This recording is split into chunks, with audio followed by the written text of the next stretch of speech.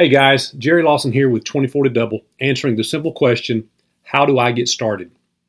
And first of all, I'm glad you're at this place. I'm glad you're at a point where you've examined 24todouble, you have taken a look at your church, and you think that, God can do more. God can use me to do more. And I'm excited because that's where I was several years ago when I started learning this material for myself. I knew God wanted to do more with me. I was supposed to reach more people. And so I'm glad you're there. I'm glad you're at this place, same place that I have been. And so what I did, I just jotted down literally about 14 things. I'm going to run through them quickly that I think you ought to do.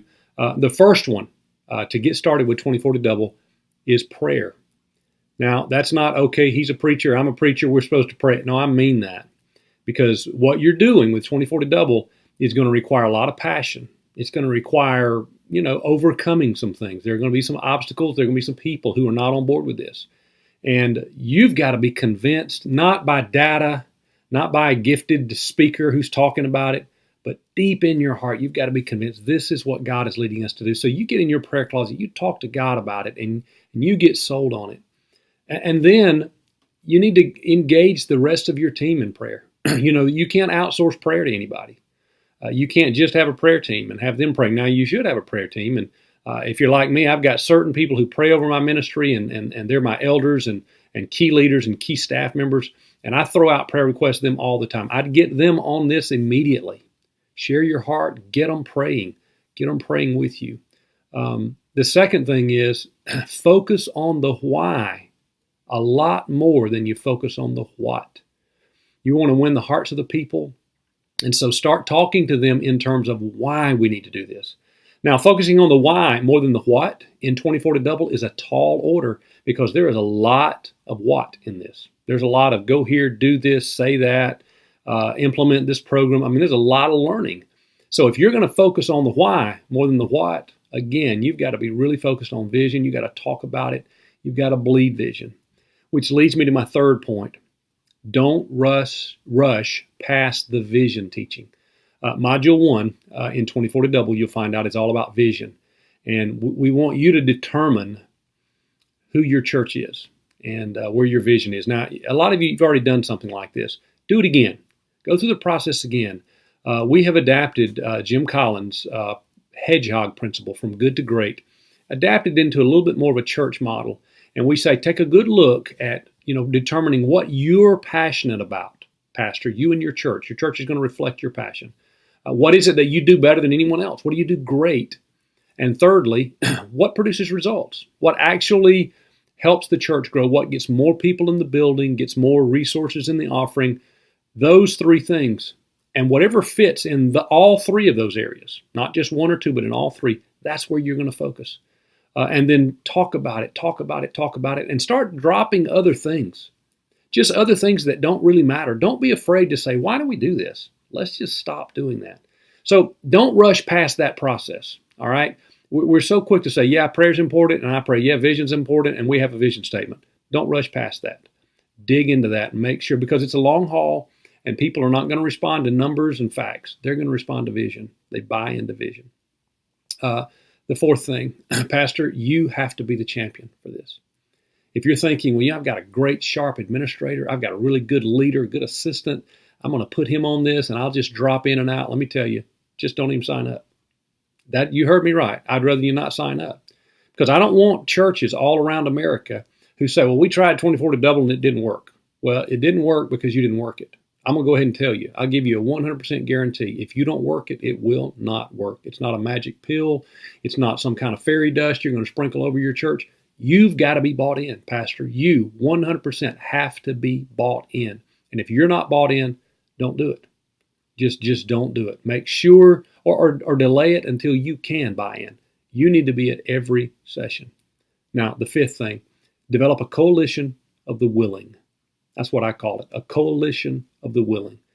You got to have a group of people who'll do anything. They'll take a bullet for you. They're your armor bearers. They love you. They believe in what you're doing. Make that your coalition of the willing, and tell them you're a coalition of the willing. Tell them we got to build consensus in this church. Not everybody's ready for change, but I need you to do whatever. You can tell a person's in the coalition of the willing if they're just willing to do anything. We start talking about a pastor's breakfast. The Coalition of the Willing, that's your leadership team. They might not have a heart for that, but they're willing. You start talking about a first impressions team, hey, they will fill out the first impressions team until you get people who have a heart for first impressions.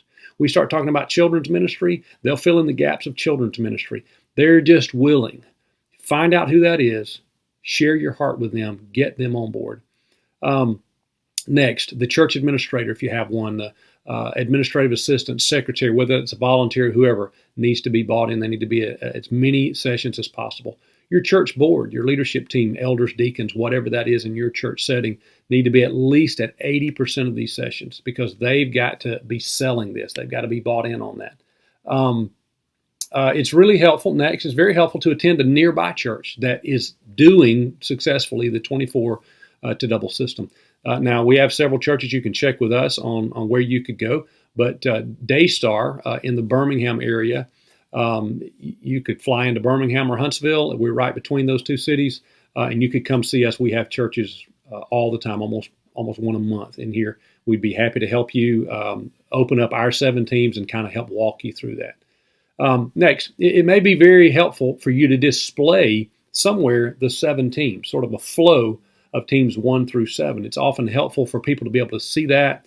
But if you do that, don't let it look corporate.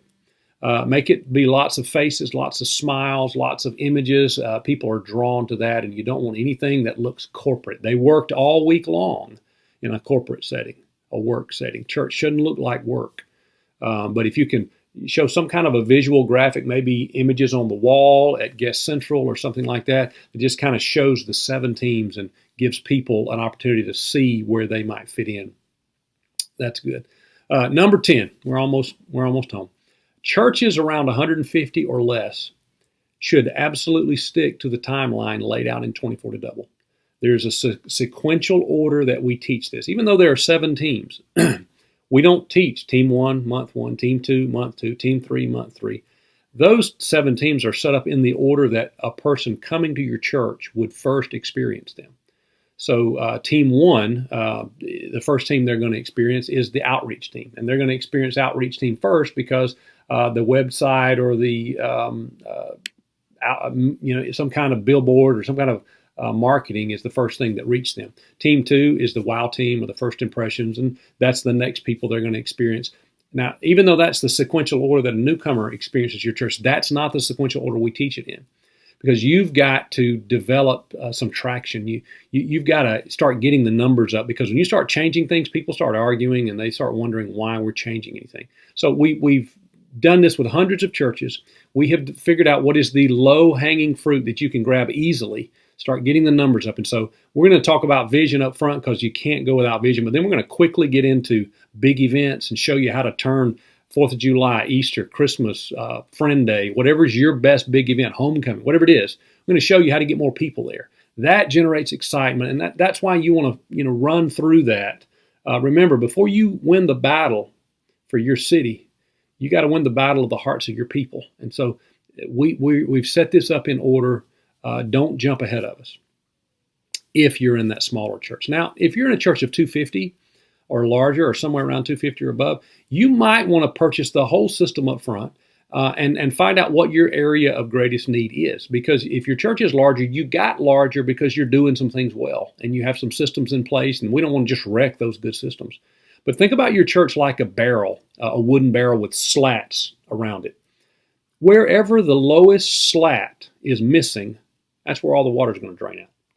And you might want to take 24 to double sort of a la carte and say, well, we're doing great with first impressions. Everybody says they feel welcome when the WOW team meets them. We're doing really good here, but here's where we're weak. You might want to jump on that area first, and that'll help you gain traction faster.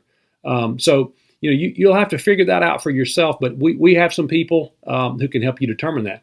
Now, if you're between, say, that 150, 250 mark, we'll help you determine where you fit, but I would suggest you probably stick to the order. But you may be doing a lot of these things well. You may be in a smaller town, rural town, and the reason you haven't seen a lot of growth just yet is because the population is just not very high. And so maybe you do have a lot of the systems in place, and you might want to follow the a la carte model. feel free to contact us at 24todouble. Somebody on our team will help you figure out what's the best approach. All right, a couple more things. It's recommended that the pastor watch the video first, digest it. You know, we've got it set up so that you can listen to these things going to and from work and the gym. Just deeply get it in your heart, get it figured out. Then get your closest leadership team on board with it. Get them the access to be able to watch these videos. Then sit down with anybody with a pulse who will show up.